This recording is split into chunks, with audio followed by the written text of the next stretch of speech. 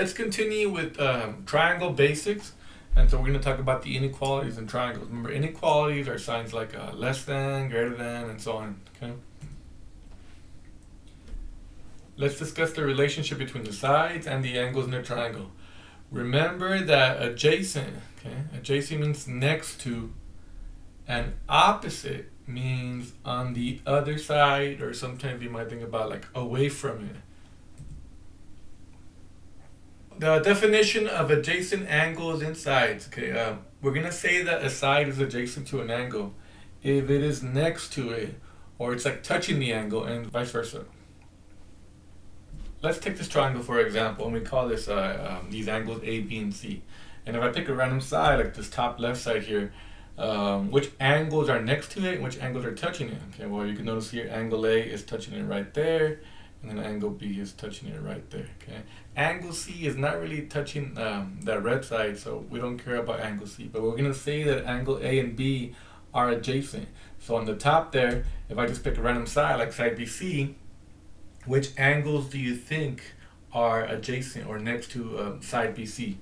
And the angles are going to be angle C, okay, because you can see it's kind of next to it, and it's also angle B. So angle B and angle C we say are adjacent to side BC. Okay, and we can also go backwards. For example, if I'm thinking about just looking at the angle B, and we say, okay, what sides are adjacent to that angle B? Okay, well, which sides are touching that angle?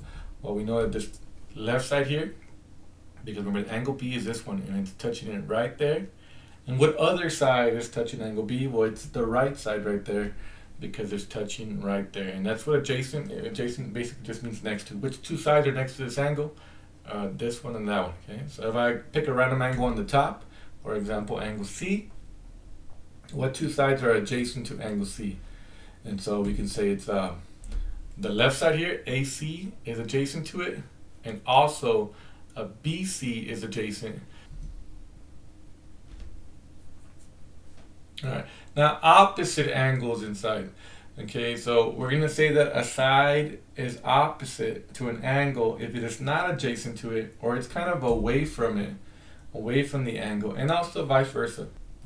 Take this triangle, and once again we'll call these angles A, B, and C. And if I pick a random side, in this case I'll pick the same one on the top left there.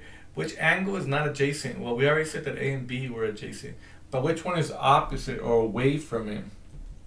Well, that one, that's the angle that doesn't really touch it. So we say angle C is opposite of that red side.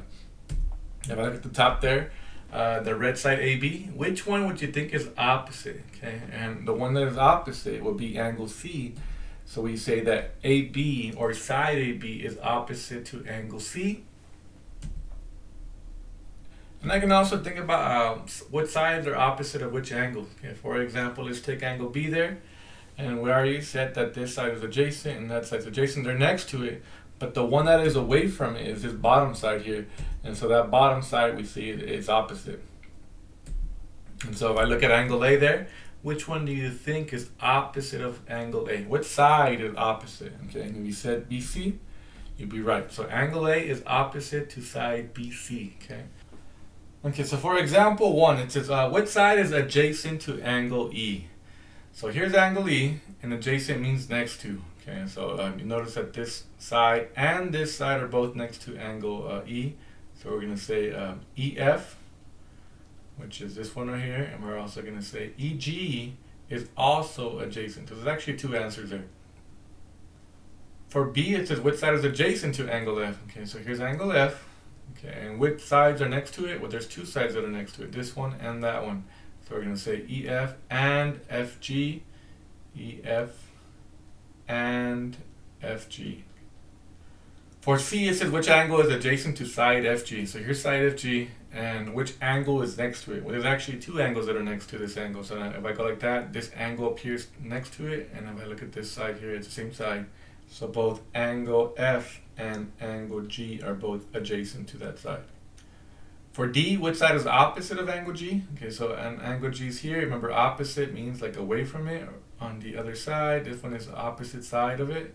And so EF would be opposite of angle G. Now notice that there's only going to be one opposite, but there's always two adjacent. For E, which angle is opposite of side EG? So here's side EG, and then which angle is opposite? Well, this angle is next to, this angle is next to, but away from it is this one right here, angle F. Angle F is opposite of side EG. And then for F, which angle is opposite of side EF?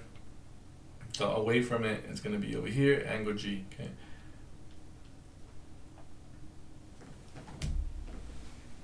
So now, if you have a triangle and we know the sides, especially the shortest side and the longest side, then we're able to find the smallest angle and the largest angle. And this theorem says that that the angle opposite of the longest side has to be the largest angle, and the angle opposite the shortest side is going to be the smallest angle. Okay. For example, if you look at the longest side, once again, the angle opposite, which we said earlier, it's going to be up here, it's angle B. Angle B will be the largest angle, okay, because it's opposite of the longest side. And if you look at the shortest side, away from that opposite, which is angle C, that's going to be the smallest angle. So angle C would be the smallest angle. Okay? And if you know, once again, the sides, and we're able to figure out not the measure of the angles, but in comparison, which was bigger and which was smaller. Now, same thing goes vice versa. Okay? If I know the angles, then I should be able to tell which one is the largest side or the smallest side. Okay? And this one is the same thing. The side opposite of the largest angle is the longest side. And the side opposite, the smallest angle, is going to be the shortest side. Okay? For example, if I know that angle B up here is the largest angle, then away from it, right there, that's going to be the longest side. So AC is going to be the longest side of this triangle. And if I know that angle A here is the smallest angle, then away from it, opposite, that side BC is going to be the shortest side. So BC is the shortest side. Alright, so for example number 2 here, we're just going to list the sides and also the angles from the smallest to the longest. Okay.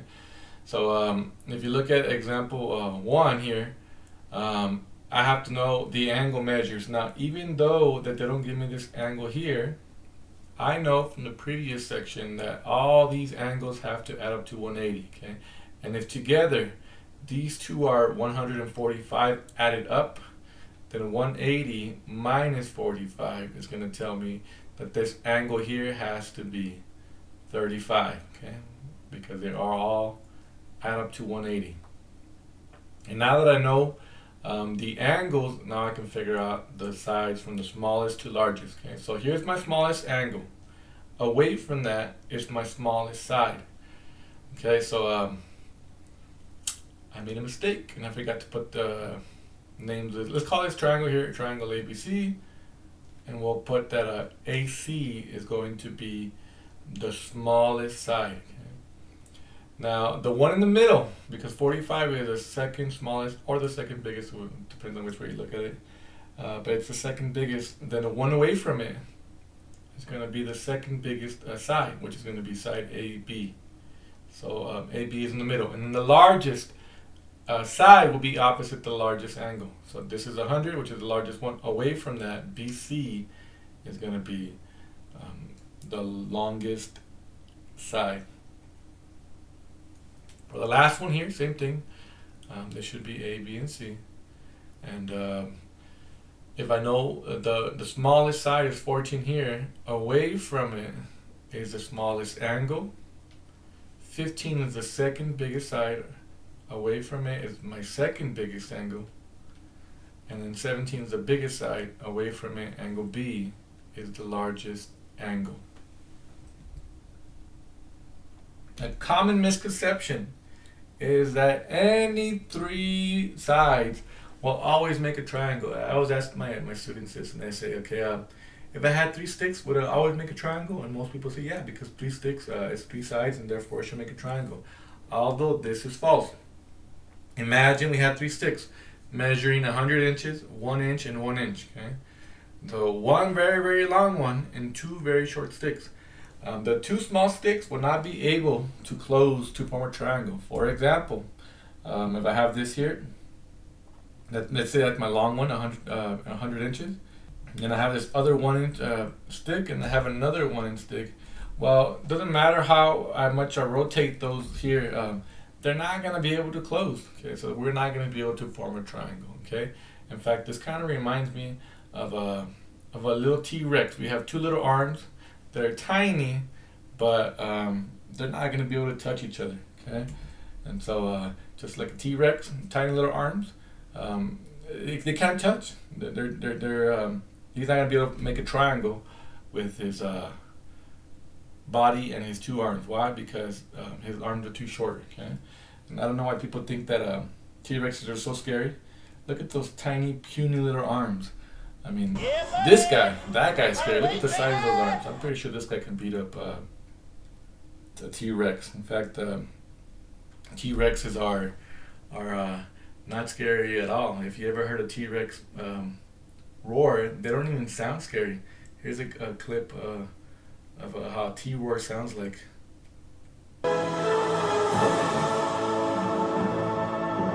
Yeah. Okay, the triangle inequality theorem. Okay, says that well, what kind of sticks or what kind of sides will make a triangle? So in order to form a triangle with any three sides, the two shorter sides must be greater than the longest side. Okay. For example, let's pretend that AC is the longest side, and therefore, by default, this side AB and this side over here, BC, are going to be the two smallest sides. So this rule says that AB, okay, the small one AB, plus BC, which is the other small one, they have to be larger than AC, the longest side. Okay, make yourself a note that this has to be the longest side. If this is true, then you will always be able to make a triangle. But if the two shorter sides are not larger than the longest side, then you cannot make a triangle. For example, when I had the 100 and the 1 and the 1, okay, the little T-Rex, then the two small sides, 1 plus 1, is that larger than 100? No, okay? That is the reason why you cannot make a triangle. And it has to be larger. So this one is going to tell us, can you make a triangle with the following three sides? Okay, just make sure that you remember the two smaller sides have to be larger than the longest side. Okay, so for example here, 12 is the longest side. And if I get the two smaller ones, does 5 plus 10, is that greater than 12? Okay. Well, yes, because 5 plus 10 is 15, and 15 is greater than 12. Okay, so yes, you can make a triangle with three sticks measuring 5, 10, and 12. For B, 20, 20, and 30, once again, the largest side, the two smaller side have to be greater than the largest side. And 20 plus 20 is 40, and 40 is greater than 30. So once again, we would be able to make a triangle with the three sides measuring 20 and 20 and 30. All right, for our letter C, 15 is the largest side. Okay, that means that 10 and 2 are the smaller sides, and it's 10 plus 2 greater than 15. And what 10 plus 2 is 12. And 12 is not larger than 15. Okay, so that's a big no-no. That's going to be one of those little T-Rexes where these two sides will not close. How about 6, 6, and 6? Okay, well, which one's the largest side? Okay, well, they're all the same size. So we'll just pretend like this is the largest side. But 6 plus 6, is that greater than 6? Yeah, because 6 plus 6 is 12, and 12 is greater than 6. And so therefore you can make a triangle with those three sides. In fact, a triangle with 6, 6, and 6 would be called an equilateral triangle, because all sides are equal.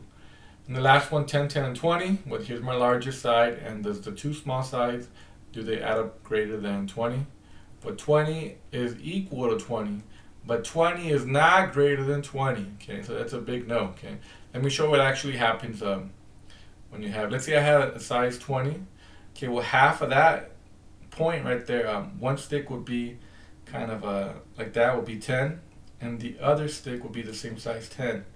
But when I close these, if I were to bring this one down, kind of going in this way and going down that way, okay, and I bring them straight down, they're going to meet on top of each other like that at the midpoint. And it's going to be two sticks on top of each other, barely touching. And it's just going to be a line on top of another line, or a segment on top of another segment. All right, and the last example here, it says the triangle has one side that is 8 feet and another side that is 12 feet. what are all the possible side lengths that the third side can be? Okay. All right, so let's draw a picture. There's actually two scenarios here. Okay.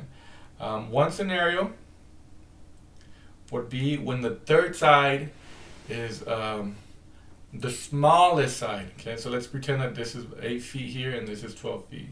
What happens if my third side is the little side? Okay, but like for example, it can be 5. Like 5 plus 8 is 13, and 13 is greater than 10. So it's possible that x can be 5. Okay, but this one's saying all the scenarios.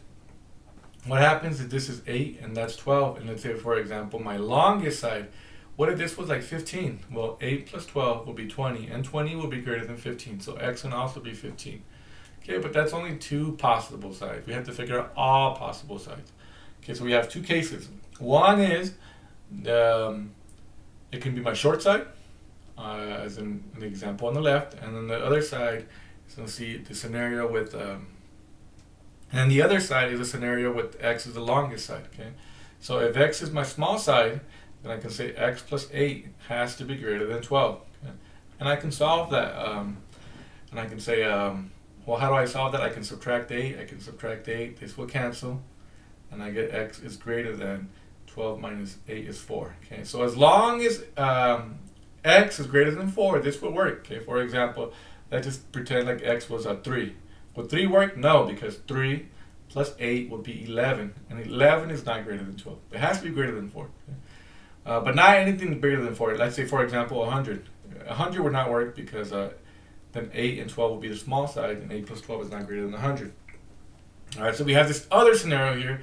What happens if x is the largest? Well, then 12 would be my two small sides, and 8 plus 12 will have to be greater than my longest side, x. And if I combine like terms here, 8 plus 12 is 20, and I get that 20 is greater than x. Or if I flip it, x is smaller than 20. Okay. And so as long as x is greater than 4, but less than 20, okay? Once again, greater than 4, but less than 20. Any number between 4 and 20 is going to be a possible third side that will make a triangle.